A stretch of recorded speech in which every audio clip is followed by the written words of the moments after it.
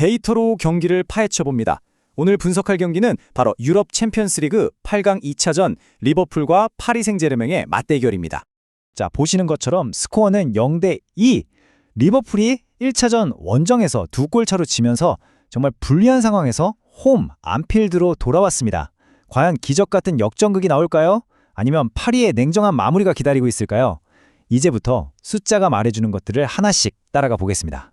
네, 오늘 분석은 이렇게 5단계로 진행됩니다. 먼저 전술적인 부분을 짚어보고 이어서 데이터로 경기력을 확인하고요. 핵심 선수와 과거 기록, 그리고 눈에 보이지 않는 변수들까지 살펴본 후에 최종 시뮬레이션으로 결론을 내보겠습니다. 자, 그럼 첫 번째 순서, 전장과 전술입니다. 4월 15일 안필드에서 두 팀이 어떤 그림을 그릴지 최신 정보를 바탕으로 한번 들여다보죠. 먼저 리버풀인데요. 아르네 슬롯 감독이 기존의 공격적인 색깔을 되찾기 위해서 4-2-3-1 포메이션을 다시 꺼내들었습니다. 보시는 것처럼 전방에 선수를 많이 두겠다는 거죠. 반면에 파리 생제르맹의 루이스 엔리케 감독은 늘 하던 대로입니다. 점유율 축구의 핵심, 바로 4-3-3 시스템으로 경기를 지배하려 할 겁니다. 슬롯 감독이 이렇게 공격적으로 나오는 데는 다 이유가 있습니다. 1차전에서 썼던 수비적인 3-5-2, 이거 완전히 버렸어요. 왜냐? 그때 점유율이 24%에 그쳤거든요. 감독 스스로 수치스러운 기록이라고 말했을 정도니까요. 이번엔 아주 극단적인 전방 압박을 보여주겠다고 공언했습니다. 자, 그럼 엔리케 감독은 가만히 있을까요? 아니죠. 리버풀이 달려들면 중원에 사람을 더 많이 둬서 이 압박을 그냥 풀어버릴 겁니다. 다시 말해서 리버풀이 라인을 바짝 끌어올린다? 그럼 PSG는 기다렸다는 듯이 그 넓은 뒷공간으로 더 빠르고 더 날카로운 역습을 때릴 거라는 이야기입니다. 좋습니다. 전술 이야기는 이쯤 하고요. 이제부터는 진짜 숫자를 봐야겠죠. 두 번째 섹션, 데이터로 경기력을 한번 뜯어보겠습니다. 최근 분위기부터 보죠. 최근 5경기 성적인데요. 와, 파리 생제르맹은 5전 전승, 완벽 그 자체입니다.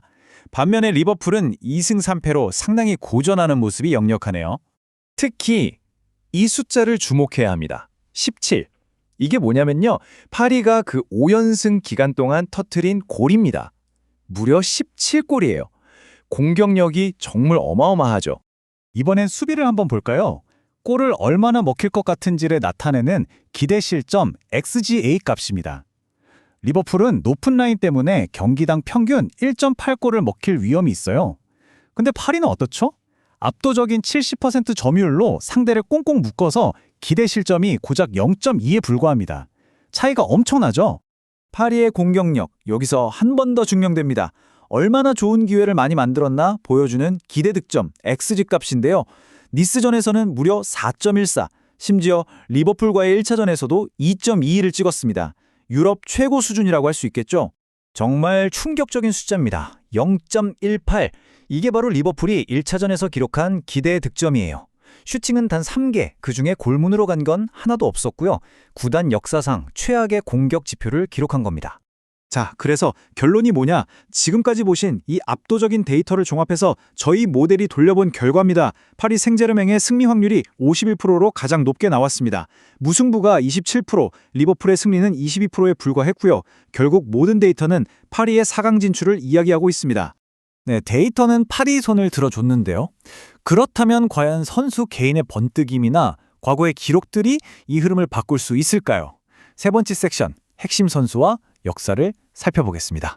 파리 생제르맹의 우스만 덴벨레, 이 선수는 정말 결정적일 때 한 방에 있는 선수입니다. 2025년 이후에 62경기에서 41골을 넣었는데요. 이게 얼마나 대단하냐면 통계적으로 기대되는 골보다 1.5배나 더 많이 넣었다는 뜻이에요. 그야말로 해결사죠. 거기다 동료인 흐비차 크바라츠엘리아도 이번 챔스에서만 7골 5도움으로 맹활약 중입니다. 반면 리버풀 에이스 모하메드 살라는 어떨까요? 안타깝게도 최근 강팀과의 경기에서 골 결정력이 떨어지는 모습을 보이고 있습니다. 과거 맞대결 전적을 봐도 파리가 약간 앞서네요. 역대 총 5번 만나서 파리가 3승, 리버풀이 2승을 거뒀고요. 특히 최근 3번의 맞대결만 놓고 보면 파리가 2승 1패로 우위입니다. 리버풀의 막강한 홈 이점이 예전만큼은 아니라는 거죠. 지금까지는 눈에 보이는 숫자들을 살펴봤는데요. 하지만 축구란 게 항상 데이터대로만 흘러가진 않죠. 네 번째 섹션, 경기에 영향을 줄 수 있는 보이지 않는 변수들을 짚어보겠습니다. 지금 리버풀은 사실상 비상입니다. 골키퍼 알리송, 미드필더 커티스 존스와 엔도 와타로까지 핵심 선수들이 줄줄이 부상으로 빠졌어요. 팀의 척추가 흔들리는 거죠.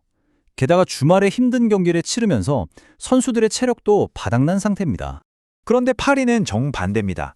주말 리그 경기가 아예 연기되면서 무려 6일 동안 푹 쉬었어요. 선수들 컨디션은 그야말로 최상이라고 봐야겠죠? 자, 이제 모든 조각들을 모아서 마지막 결론을 내릴 시간입니다. 최종 시뮬레이션인데요. 그 전에 이 모든 데이터 분석을 한순간에 무의미하게 만들 수도 있는 마지막 변수, 딱 하나만 더 짚어보겠습니다. 네, 바로 안필드라는 변수입니다.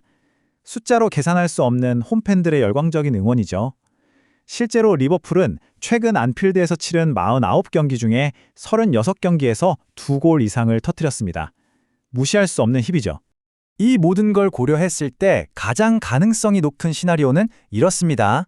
리버풀이 무리하게 공격에 나섰다가 파리의 빠른 역습 한 방에 무너지면서 1대3으로 패배하는 그림. 이게 첫 번째고요. 두 번째 시나리오는 리버풀이 초반에 골을 넣으면서 분위기를 가져오지만 결국 파리의 막강한 공격력을 감당하지 못하고 2대2로 비기는 겁니다. 이 경우에도 4강에 가는 건 파리 생제르맹이죠. 결국 데이터는 냉정하게 파리를 가리키고 있습니다. 리버풀이 이 통계적인 한계를 극복하려면 완벽한 전술 그 이상의 무언가가 필요해 보입니다. 오늘 분석 역시 최근 흐름과 핵심 데이터를 바탕으로 꼼꼼하게 승무패를 예측해 보았습니다. 채널을 응원해주시는 슈퍼센스는 더 질 좋은 분석을 제공하는 데 큰 원동력이 됩니다. 제가 준비한 분석은 참고용으로 활용해 주시고 최종 선택은 구독자님들의 날카로운 판단에 맡기겠습니다.